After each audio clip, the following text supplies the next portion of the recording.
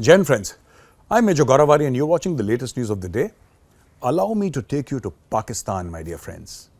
Ebrahim Raisi, the president of Iran, is in Pakistan, and for his grand welcome, people do all sorts of things when they want to welcome a head of state, especially a person who's very close.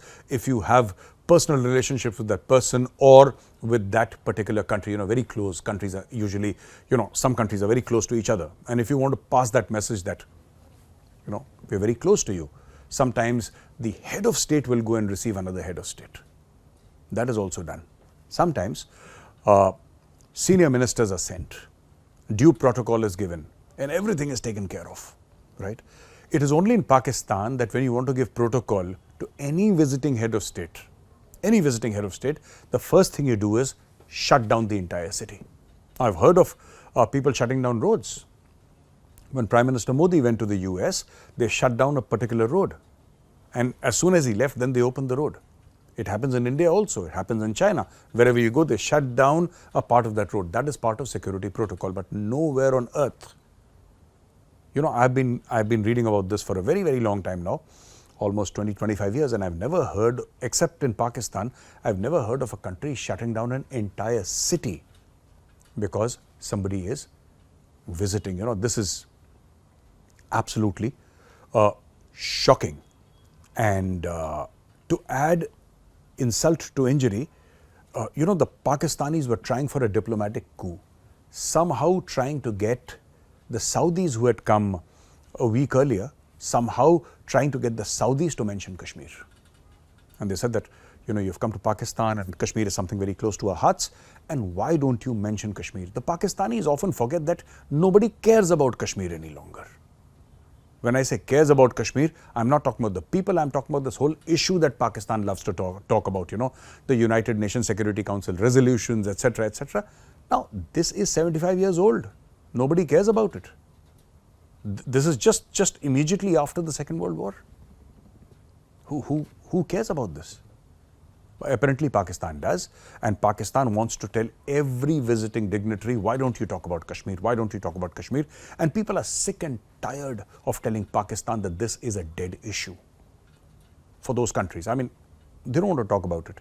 People want to talk about trade, they want to talk about commerce, they want to talk about making money, they want to talk about diplomacy. Pakistan wants to talk about begging and Kashmir.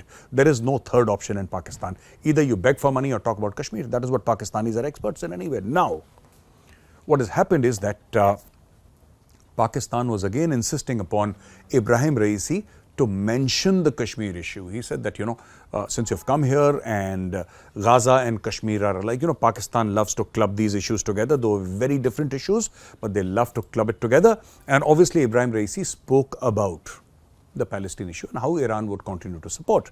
And he did not say anything about Kashmir.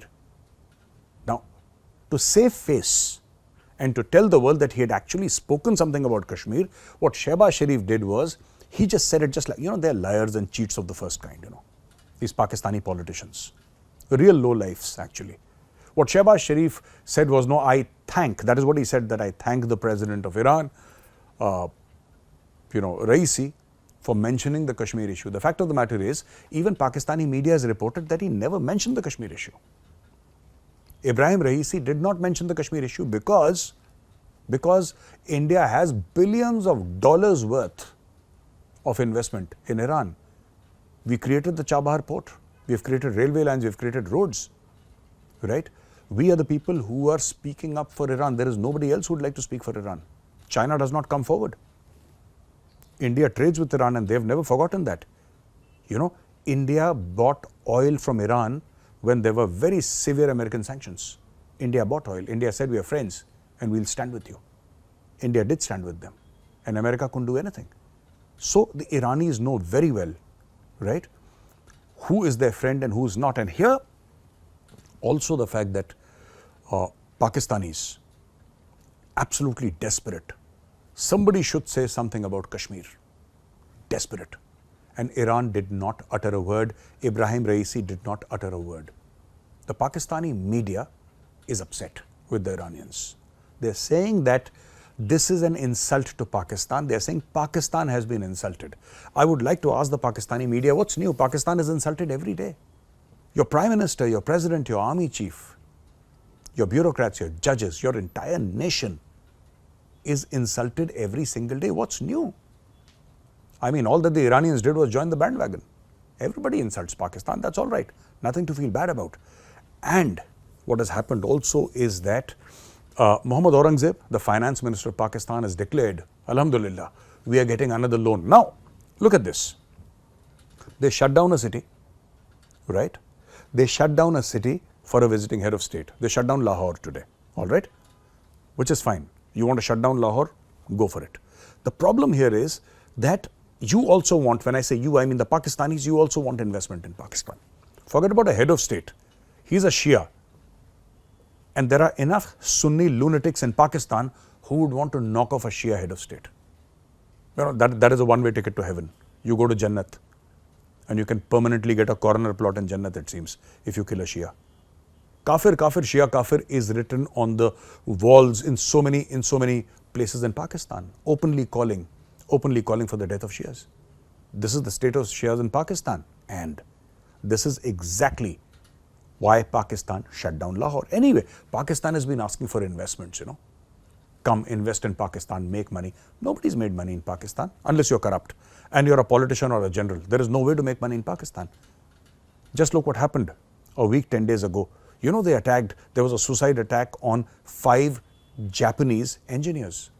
In Karachi, heart of Karachi, Pakistan's biggest city, there was a suicide attack, and the only reason why they were saved was that the blast happened a little further from the vehicle and they were traveling in a bomb-proof vehicle. Imagine going to work in a bomb-proof vehicle. What kind of a life is this? What kind of a life is this where you have to go to work in a bomb-proof vehicle?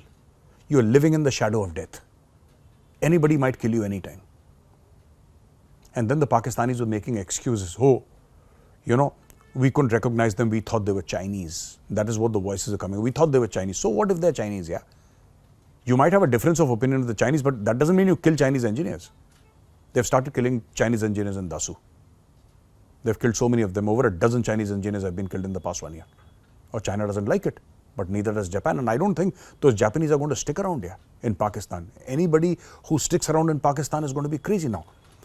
What they have said is that IMF and Mohammad Aurangzeb, this is why I quoted Mohammad Aurangzeb, he says that IMF has already given us a loan, but there is going to be a special delegation coming to Pakistan in the month of May, and in the month of May they'll make all the papers ready and everything, and we hope for a staff level agreement in the month of June, July.